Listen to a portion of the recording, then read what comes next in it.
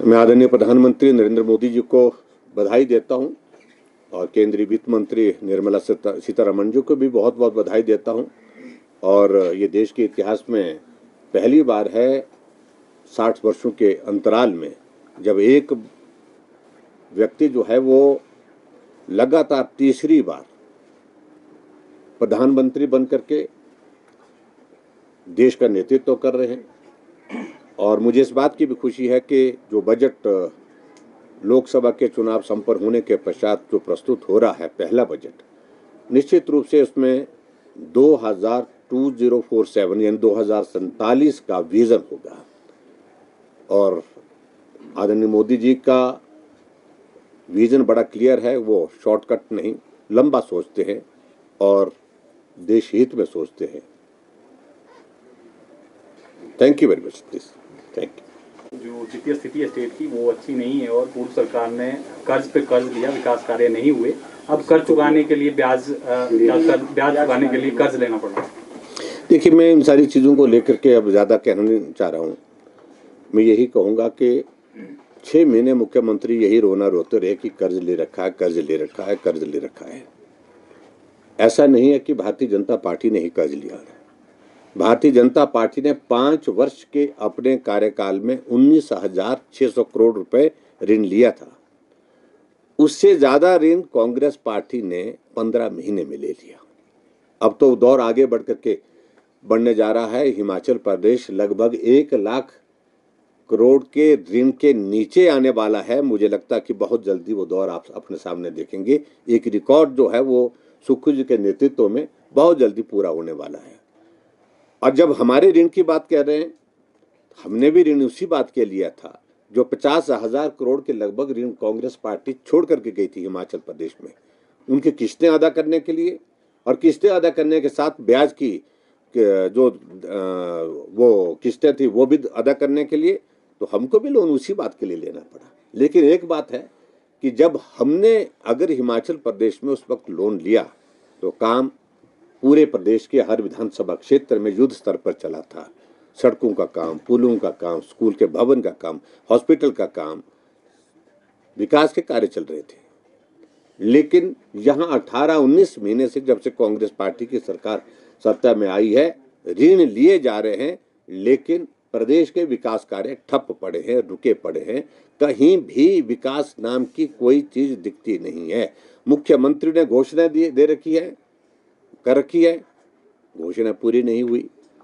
सांसदों ने घोषणा की है, इनके सांसद ने घोषणा जो थे उन्होंने घोषणा की है, वो पूरी नहीं हुई। मंत्रियों ने घोषणा करके रखी है, कोई पूरी नहीं हो रही है। अभी तक हिमाचल प्रदेश में जो भी उद्घाटन कर रहे हैं मुख्यमंत्री जी, तो साथ में इस बात का भी थोड़ा सा वो ध्यान रखें कि वो शिलान्यास की पट्टिका को भी देखें, वो कब शिलान्यास हुए थे और कब वो शिलान्यास करने के बाद काम शुरू हुआ था। बजट प्रोविजन उसमें जो है भारतीय जनता पार्टी की सरकार में कितना दिया गया था, जिसका वो शिलान्यास करने के बाद उद्घाटन अब कर रहे हैं। सर, कल केंद्र का क्या कहेंगे, क्योंकि आपके 30 सदस्य बढ़े हैं, 28 हो गए हैं, 25। आज जिन 3 विधायकों की शपथ हुई है, मैं उनको बधाई भी देता हूँ, शुभकामनाएं देता हूँ। और चुने हुए प्रतिनिधि के नाते उनके ऊपर जो दायित्व है उसका निर्वहन वो ईमानदारी के साथ करेंगे, जनता की सेवा करेंगे, ऐसा मुझे पूरा भरोसा है। लेकिन अब की बार इस सारे दौर में अगर हम देखें,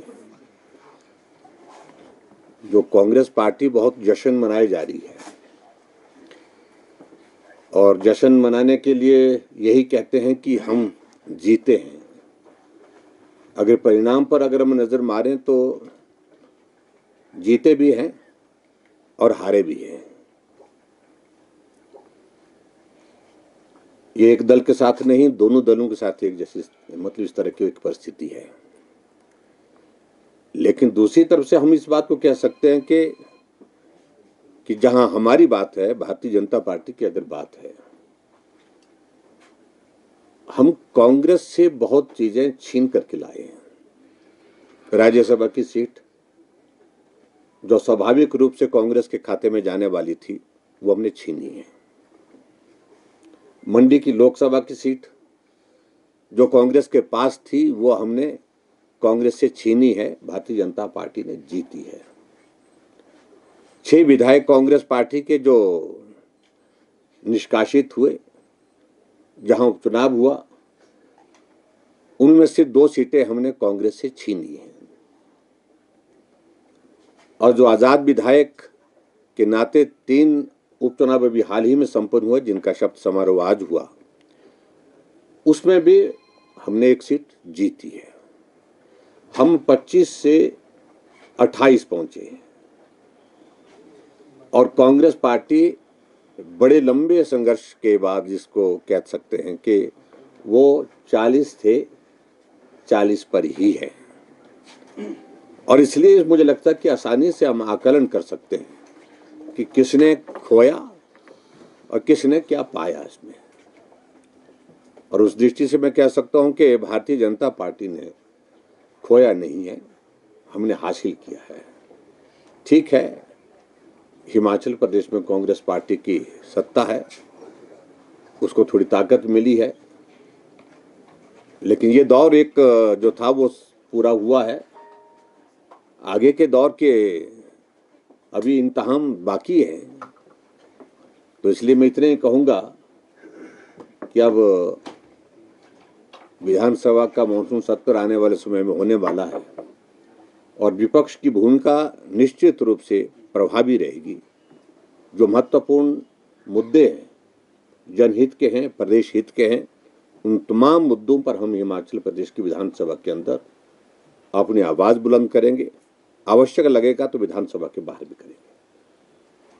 और मैं इस बात को भी देख रहा हूं कि हिमाचल प्रदेश में जिस प्रकार से सत्ता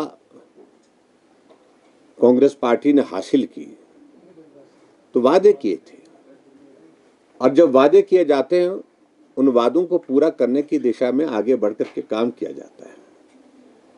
मैं फिर से उन्हीं गारंटियों की अगर बात करूं, उसमें एक बात आप देख रहे होंगे, वादा तो ये किया था उनने कि हिमाचल प्रदेश में सरकार बनने के बाद हम बिजली 300 यूनिट फ्री देंगे। ये हमने तो नहीं कहा था उनको।